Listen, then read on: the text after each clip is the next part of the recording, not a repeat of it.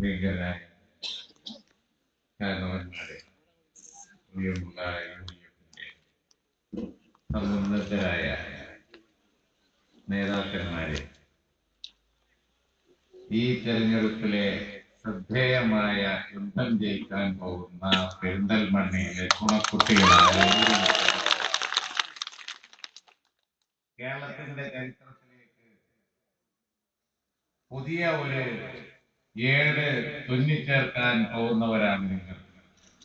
തിരുവനന്തപുരത്തേക്ക് ഈ നിയോജക മണ്ഡലത്തിലെ ആളുകൾ മഞ്ഞളാംകുഴി അലിയെയും കൊണ്ട് ചെല്ലുമ്പോ അവർ തുറക്കുന്നത് പുതിയ ഒരധ്യായമാണ്, പുതിയ ഒരു ചാപ്റ്റർ.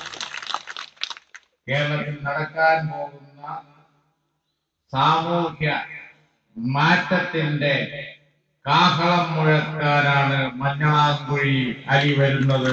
യാതൊരു സംശയവും വേണ്ട. കേരളത്തിലെ അന്തരീക്ഷം കലുഷിതമാക്കാൻ വേണ്ടി 5 വർഷം വെറുതെ കളഞ്ഞ ഒരു മുന്നണിയുടെ പ്രവർത്തനങ്ങളിൽ മനം മടുത്ത് നാളത്തെ തലമുറക്ക് വേണ്ടി പ്രവർത്തിക്കുന്ന ഊർജ്ജസ്വലരായ ഒരു പറ്റം ആളുകളുടെ നേതാക്കന്മാരുടെ ഇടയിലേക്കാണ് മഞ്ഞളാംകുഴി അലി കടന്ന് വന്നത്.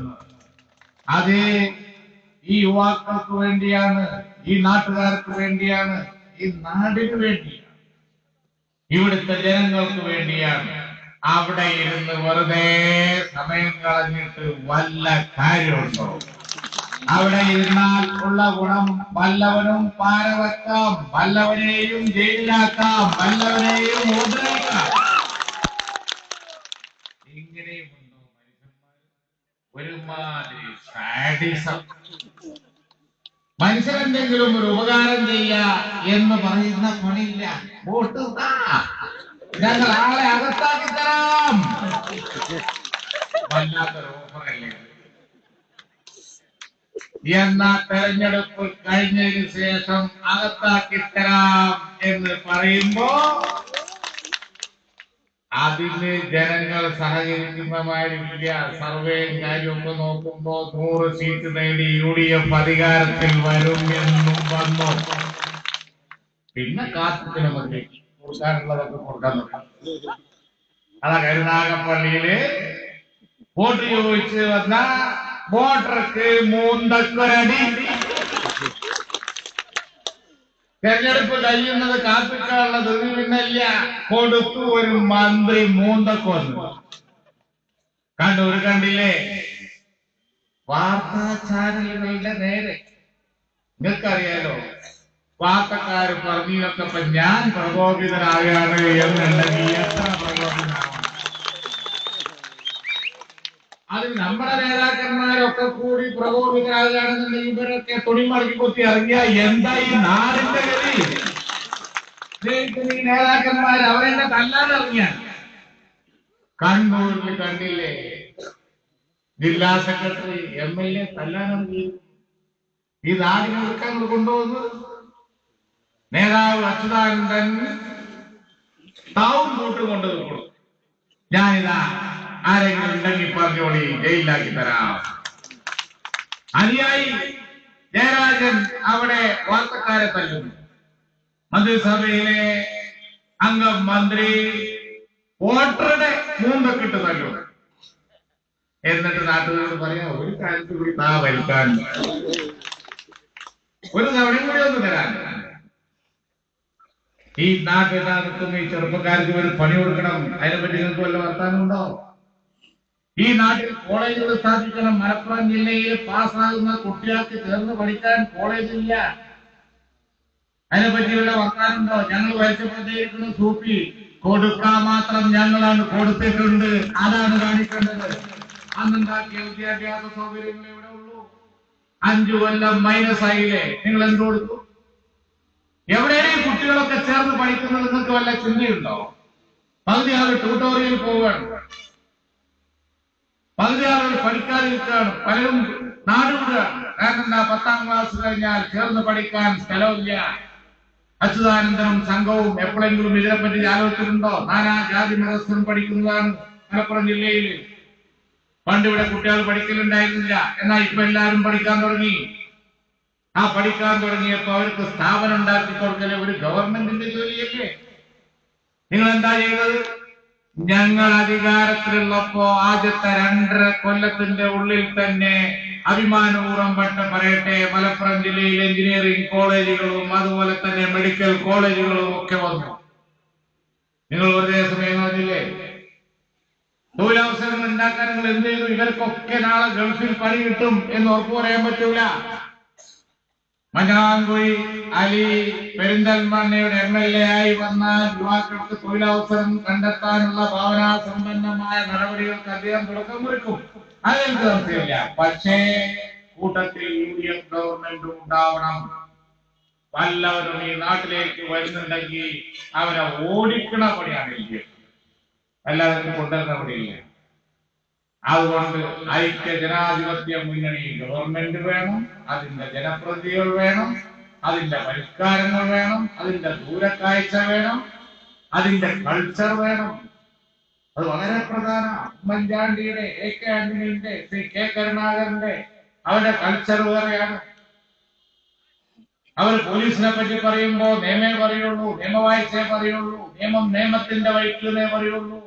കൂട്ടുണ്ടാക്കോലും എന്ന് ആരും പറയില്ല. വാ കൂട്ടുണ്ടാക്കോലും മാറിയാക്കി തരാം ആ ഒരു സംസ്ഥാനമുള്ള മുഖ്യമന്ത്രി പറയില്ല. ആന്റണിയുടെ വായോണ്ട് അങ്ങനെ പറയുന്നു നിങ്ങൾ ചിന്തിച്ചു നോക്കാൻ. ഒരു കാലത്തും പറയില്ല. ഉമ്മൻചാണ്ടി പറയോ? പറയില്ല. വേറെ കരുണാകരനും പറയോ? കരുണാകരനും പറയില്ല. ആരും പറയില്ല. ഈ സംസ്കാരമില്ലായ്മയാണ്. ഇത് ഈ കേരളത്തിന്റെ ഭാവിയെ തന്നെ വളരെ നോർത്ത് ഇന്ത്യ അല്ല, ബീഹാറല്ല, മറ്റു സംസ്ഥാനങ്ങളല്ല, അവിടെയൊക്കെയുള്ള രാഷ്ട്രീയ പകപോക്കന്റെയും അതുപോലെയുള്ള ചരിത്രം കേരളത്തിൽ ഇതേവരെ ഉണ്ടായിട്ടില്ല. ഒരു ഗവൺമെന്റും അതിന്റെ പ്രതിനിധികളും ഇവിടുത്തെ ജനങ്ങളെ പറ്റി സംസാരിക്കില്ല, വികസനത്തെ പറ്റി സംസാരിക്കില്ല, തൊഴിലവസരത്തെ പറ്റി സംസാരിക്കില്ല. ഞങ്ങൾ അതൊക്കെ ചെയ്യും. ഞങ്ങളുടെ മാനിഫെസ്റ്റോ ഞങ്ങൾ ഇറക്കിയിട്ടുണ്ട്. ആ മാനിഫെസ്റ്റോ ഭാവനാപൂർവ്വം ഞങ്ങൾ ഇറക്കിയതാണ്. ഇവിടുത്തെ ചെറുപ്പക്കാരെ മുന്നിൽ കണ്ടുകൊണ്ട് ഞങ്ങൾ ഇറക്കിയതാണ്. ഭാവി തലമുറയെ കണ്ട് ഇറക്കിയതാണ്. ദി ഗ്ലോബൽ മീറ്റിംഗ് കൊണ്ടുവരും, IT പ്രോജക്ടുകൾ കൊണ്ടുവരും, സർവീസ് ഇൻഡസ്ട്രികൾ വികസിപ്പിക്കും, ടൂറിസം ഞങ്ങൾ വികസിപ്പിക്കും, തൊഴിലവസരങ്ങൾ ഉണ്ടാക്കും, സാമൂഹ്യക്ഷേമ പദ്ധതികൾ ഞങ്ങൾ ഒന്നുകൂടി വിപുലമാക്കും. ജീവിതത്തിൽ യാതൊരു സഹായം കിട്ടാത്ത പാവപ്പെട്ട ആളുകൾക്ക് എന്തെങ്കിലും കൊടുത്താൽ പോരാ, അവർക്ക് ജീവിക്കാനുള്ള വക കൊടുക്കണം, ചികിത്സാ സഹായം കൊടുക്കണം, പാവപ്പെട്ടവൻ അറിയിക്കുന്ന തരത്തിൽ അതിന്റെ അവർക്ക് വരുമാന മാർഗം കണ്ടെത്തണം. വാർദ്ധക്യ സഹജമായ രോഗം ബാധിച്ച പരാശ്രയം വലിയ ബുദ്ധിമുട്ടായി നിൽക്കുന്ന ആളുകൾക്ക് അതിനുള്ള പദ്ധതികൾ വേണം. ഒക്കെ ഭാവനാപൂർവ്വം UDFന്റെ മാനിഫെസ്റ്റോ ഉണ്ട്. ശ്രദ്ധിച്ചു വായിച്ചു. അരിയെ സംബന്ധിച്ച് ഞങ്ങൾ പറഞ്ഞിട്ടുണ്ട്. ഇടതു മുന്നണിക്ക് 2 രൂപയുടെ അരിയെപ്പറ്റി ബോധം ഉണ്ടായത് പോവാൻ നേരത്ത സക്രാത്തിന്റെ ഹാലിട്ടെടുക്കുമ്പോൾ 2 രൂപയുടെ ഓർമ്മ കൊടുക്കാൻ വേണ്ടിയിട്ട് എല്ലാവർക്കും മനസ്സിലായില്ലേ? കൊടുക്കേണ്ടിയൊരു വന്നാൽ കൊടുക്കും. 2 രൂപയ്ക്കല്ല, ഞങ്ങൾ 1 രൂപയ്ക്ക് കൊടുക്കും. മരി പാവപ്പെട്ട 1 രൂപയ്ക്ക്. അതിന്റെ മുകളിലുള്ളവർക്ക് 2 രൂപ അതിനുള്ള വക മാറ്റി വെച്ച് കേന്ദ്രത്തിൽ നിന്ന് വാങ്ങി ഇത്ര കിലോ എന്നുള്ള നിലയിൽ ഞാൻ കൂടുതൽ പറയുന്നില്ല. പറ്റുമെങ്കിൽ മംഗളയും കൂടി ഒന്ന് പങ്കെടുക്കണം. അതുകൊണ്ട് നമുക്ക് ഈ തെരഞ്ഞെടുപ്പ് ജയിക്കുക. ഞങ്ങളെല്ലാവരും കളികൂടി വരട്ടെ. ഞങ്ങളൊരു ടീമായി മലപ്പുറം ജില്ലയുടെ സുവർണ കാലഘട്ടം നമുക്ക് കൊണ്ടുവരാം. ഇത് നാനാജാതി മതസ്ഥരും ജീവിക്കുന്ന വളരെ പിന്നോക്കം നിൽക്കുന്ന ജില്ലയാണ്. 5 കൊല്ലം നമ്മളെ തളർത്തി നമ്മൾ മുൻകൈ എടുത്തുകൊണ്ട് വന്നാൽ ഇപ്പോഴും ഇവിടെ കിട്ടുന്നു. രാത്രികാല വണ്ടി ഈ അലിഗർ 8കാലി മമ്മൂഞ്ഞിന്റെ പരിപാടിയാണ്. ഞങ്ങളതാണ് കേന്ദ്ര ഗവൺമെന്റിനാണെന്ന് അറിയാത്ത ആളുകളാണ് ഈ നാട്ടില്. എന്നിട്ടായിരുന്നു 101 ഉദ്ഘാടനം, പാസാർ വന്ന ഒരു ഉദ്ഘാടനം, വില്ലേജ് ഓഫീസർ പോയ ഒരു ഉദ്ഘാടനം, ആധാരം കൈമാറിയ ഒരു ഉദ്ഘാടനം. നമ്മൾ പ്രക്ഷോഭം നടത്തുകയും കേന്ദ്ര ഗവൺമെന്റ് പണം കണ്ടെത്തുകയും ചെയ്ത് കൊണ്ടുവന്ന അലിഗർ. ആ അലിഗർ ഏറ്റവും സ്പീഡില് ഞങ്ങൾ നടപ്പിലാക്കും. അതുപോലെയുള്ള നിരവധി കാര്യങ്ങൾ ഇവിടെ ഒരു വലിയ മാറ്റത്തിന് വേണ്ടി നമുക്ക് UDF അധികാരത്തിൽ വരണം. വരും. ഞാനിതാ വണ്ടൂരിൽ നിന്ന് വരുമ്പോഴും ഉമ്മൻചാണ്ടിയെ വിളിക്കും. നാളെയും വരാൻ പോകുന്നുണ്ട് പല സർവേകളും. എല്ലാ സർവേയിലും UDFന്റെ എണ്ണം 100-നോടടുക്കുകയാണ് എന്ന സൈനാണ്. അപ്പൊ അതുകൊണ്ട് തന്നെ നമുക്ക് ഒറ്റക്കെട്ടായി മുന്നേറാം. എനിക്കറിയാം നിങ്ങളുടെ സ്ഥാനാർത്ഥി അവിടെ എത്തുന്ന കാര്യം നിങ്ങൾ ഗ്യാരണ്ടി ചെയ്യും. അതിന്റെ പ്രവർത്തനം, അതിന്റെ കാര്യമൊക്കെ പുറത്തേക്ക് കൂടി ഇവിടുന്നുള്ള ചൂടും പുകയും അതുപോലെ തന്നെ അതിന്റെ ഉത്സാഹവും ഒക്കെ പുറത്തയൽ മണ്ഡലങ്ങൾക്ക് പോലും പ്രചോദനം കൊടുക്കുന്നുണ്ട്. അയൽ ജില്ലകൾക്ക് പോലും പ്രചോദനം കൊടുക്കുന്നുണ്ട്. ഒറ്റപ്പാലത്തും അതുപോലെ തന്നെ മണ്ണാർക്കാടും ഒക്കെ വളരെ വലിയ മുന്നേറ്റമാണ്. KPC പ്രസിഡന്റ് എന്നെ വിളിച്ച് നേരത്തെ സംസാരിച്ചപ്പോ ഒറ്റപ്പാലത്തെ കാര്യം പറഞ്ഞു. അവിടെ സ്ത്രീകളുണ്ട്, അവിടെ വലിയ മുന്നേറ്റം. അതെ, അല്ല ഞാൻ പറയാം, അവിടുത്തെ ഒറ്റപ്പാലത്തെ വൻ മുന്നേറ്റം, നല്ല മുന്നേറ്റം സ്ത്രീകളുടെ. അതുപോലെ തന്നെ മണ്ണാർക്കാട് യൂത്ത് ലീഗിന്റെ സംസ്ഥാന സെക്രട്ടറി, യുവാക്കളുടെ നിര ഈ തവണ കേരള അസംബ്ലിയിൽ ഉണ്ടാവും. അതുകൊണ്ട് തന്നെ ഈ സംഗമ സ്ഥാനത്ത് ശ്രീകണ്ഠനും അതുപോലെ തന്നെ ശംസുദ്ദീനും അതുപോലെ നമ്മുടെ വീരനായകനാകാൻ പോകുന്ന മഞ്ഞളാമ്പൂർ അലിക്കും നിങ്ങളുടെ വോട്ടുകൾ ഞാൻ അവസാനിപ്പിക്കുന്നു. എല്ലാവർക്കും നന്ദി. ജയ് ഹിന്ദ്.